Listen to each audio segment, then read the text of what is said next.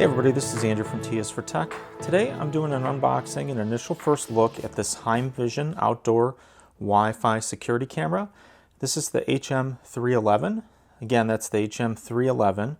And this is primarily an outdoor Wi-Fi security camera. Now I have on the channel reviewed in the past a few different other security cameras, and I actually did look at a HeimVision camera quite a while ago, I guess, and it was more of an indoor camera, and this is an outdoor camera. So has two-way audio, has floodlights, siren warning system, supports local and cloud storage, has intelligent motion detection, and a metal housing with IP65 protection and rating for the weather. There's an app for it called HeimLink.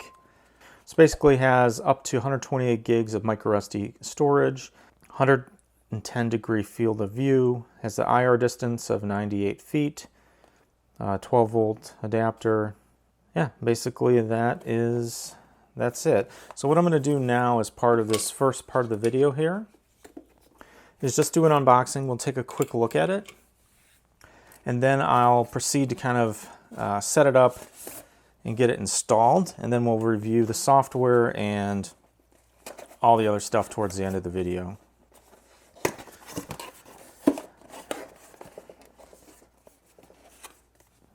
So if we do open this up, as a user manual. Now this is a similar style to most of these outdoor cameras that you'll see. So here we have the user manual.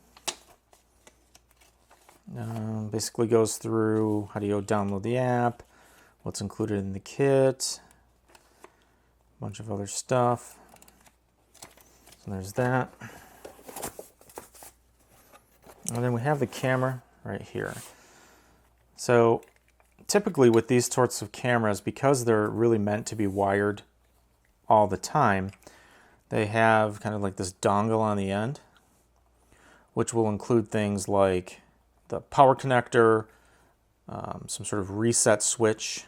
You can see there's kind of like a little switch in there that you can use to reset it. And then an Ethernet cable jack. So if you want to run this wired and not wireless, you can do that by just plugging in an Ethernet cable.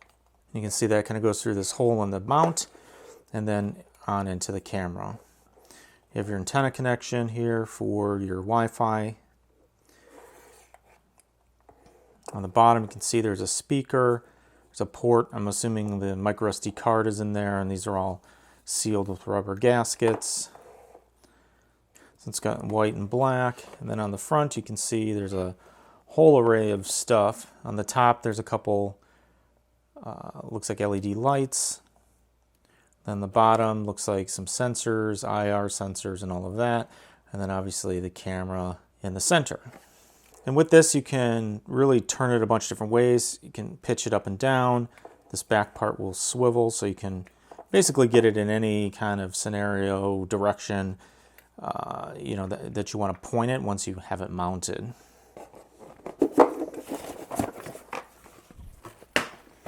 Let's take a look here. Let's see what else is in this box.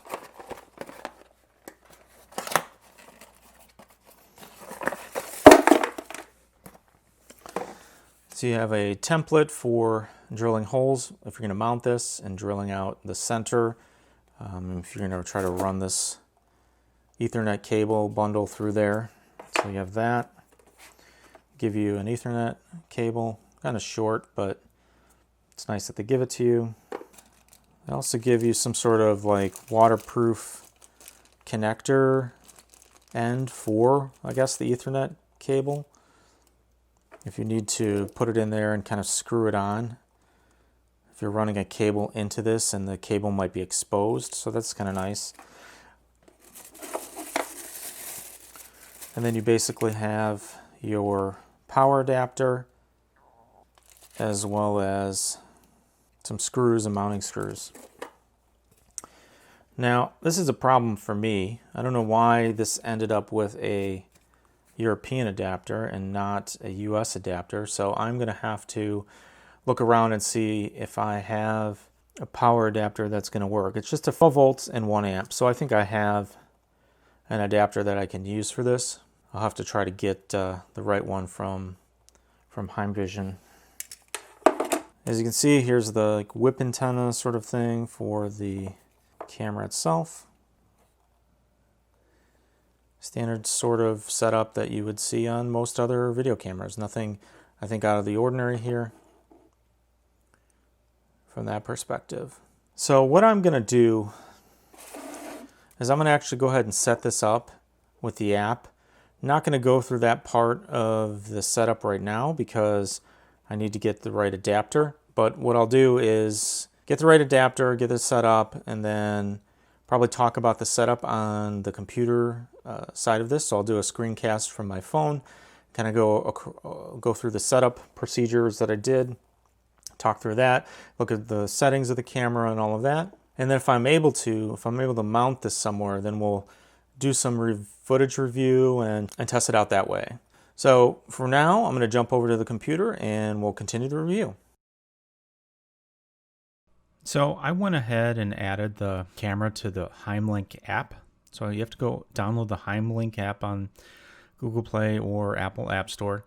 And then basically you just go through a little bit of a process, click the add to device. They're calling it intelligent camera. So there's a couple different ways you can set this up with the network. You can basically scan a QR code. So what ends up happening is you put in your Wi-Fi information on your phone. It generates a QR code. You hold that QR code up to the camera and then it registers the information, your wireless access point from that. You can also turn the camera into a hotspot and then you connect your phone to the hotspot and then it can configure it that way. Or you can use an Ethernet cable and just plug it in, get it on your network, and then the phone can connect to it that way. I actually went through and did it using the QR code and it was pretty easy to do real quick. Since I already added it, I'm not going to go back and add it again, but that's how you get it into the app and then it just shows up. I named the shed because I was going to attach it to my shed in my backyard, and as you'll see a little bit later, I do have some footage from that. Right now, if you kind of open it up, so as you can see, it's just sitting here on my table, pointed towards my T is for Tech thing. This is what the app looks like. So if you're looking here, you can see a couple things at the bottom. There's a microphone button, so you can hold if you want to speak through the device. So if I held that and talked in the phone, then it goes across on the speaker. I tested that, it does work. You can also listen to the sound from the camera on the phone. You can change the quality from standard definition to HD or high def. And then there's a couple other things. You can record basically right here. You can kick off the recording, turn on the auto lights. When it has those LED lights, they will light up. And then you can look at the cloud album if you have the cloud service enabled. And then also you can look at events in the cloud, right? So if you have the cloud set up, then as the events are detected, movement is detected, it kind of uploads those and you can review them. So you can also then look back here at the recordings. Right now it was all on the table. All the recordings are basically on the table. You might see maybe at the beginning of this, like, I guess I don't even think I was moving it there. But this is how you kind of interact with the events, as you kind of scroll back and forth on this timeline. And switch back to live. You can make it full screen, as you can see, and then it takes up the whole screen of the camera. And then in the settings, there's basically just a few things you can change, right? So you can change the device name. You can select from one of their predefined tags or add your own. You can set the time zone of the device. You can have it turn off at a certain time. You can set up a schedule of when you want it on and off. You can turn on and off the microphone. You can turn on and off the alarm. So this, again, I've looked at some other cameras where you have this alarm tone, and if it detects motion, then it makes an alarm sound. Now, this camera is very sensitive. Other cameras I've seen are sensitive. I would never probably want this alarm going off unless it was maybe in my house, and but even then it might be annoying. So I don't know. This feature is generally, for me, it's kind of iffy on if it's really worth it or not. I don't know, because of the false alarms will cause a lot of noise. So you can have the night vision turn on or off, or have it just be automatic, which is what I would recommend. So we'll use the IR illumination and kind of give you like a night vision sort of thing. This also has, like I said earlier there was 2 LED lights, so it kind of does something where if it's not really fully dark, it will turn the LEDs on, and then when it gets dark, then it just uses the IR illumination. Now, I'm not necessarily sure I like that, because depending on where it is, it will be shining light at night outside, and you may not want that. I noticed it on some of the video, and then when I went out and looked at night in my yard, that it was basically shining those LEDs a lot. Image rollover, so you can flip the image if you have it upside down or something like that. You can look at the device details, firmware versions, and things like that. You can also set up share, so if somebody else has the app and you want to add their ID to it, you can see the information. They can view the camera as well, and the joyful moments that you might be capturing. So here you can turn on the motion detection, which is probably what you'll want.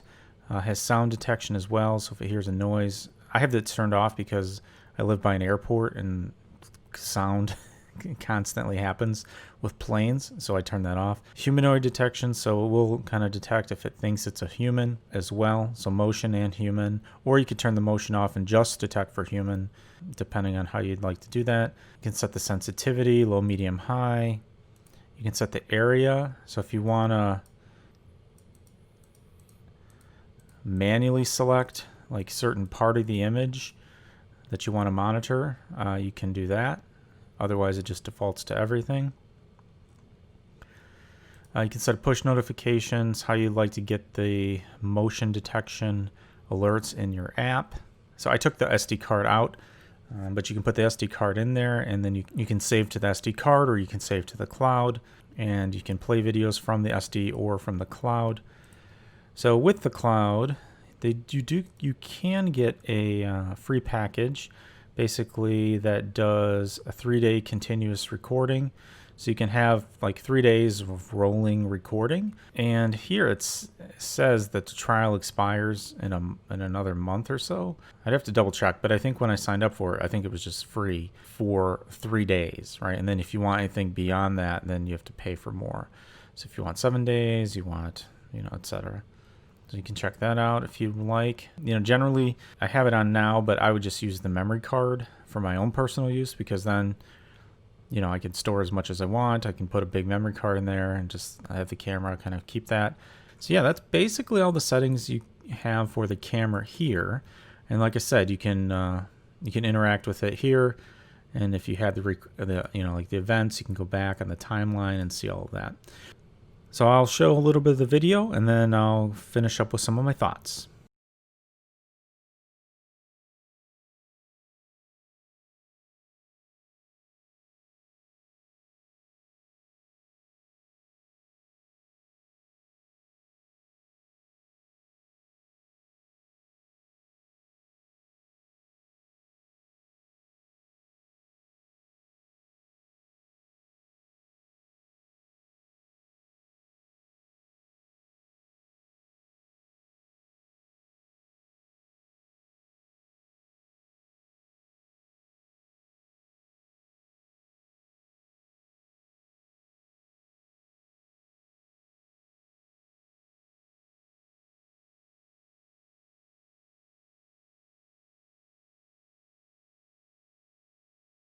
So as you can see, there was a little bit of video there in a couple different daylight scenarios, and then a couple night scenarios. And the video is okay. It's pretty decent quality. It's not the best camera quality I've seen in a video security camera in the past, but it's not terrible either. It's kind of middle of the road, I think, at least from my perspective. And in this price range, I think it's adequate. Right now, this is running about $55. It can be had on sale, I believe, and on occasion on the HeimVision website. But, for around that much, for all of what you're getting in the camera itself, the build quality, the LEDs, the IR, motion sensing, the app is pretty good. You can store the SD card. Like, all in all, when you put all the features together, I think it's a pretty good value for the money. And I'm definitely going to continue to use this as part of my security monitoring solution at my home. So from that perspective, I do think it is a pretty good device. So if you have any questions or comments, go ahead and post those below. Please consider subscribing to the channel and giving this video a thumbs up if it was helpful. This is Andrew from T is for Tech. Thanks for watching, and I'll see you next time.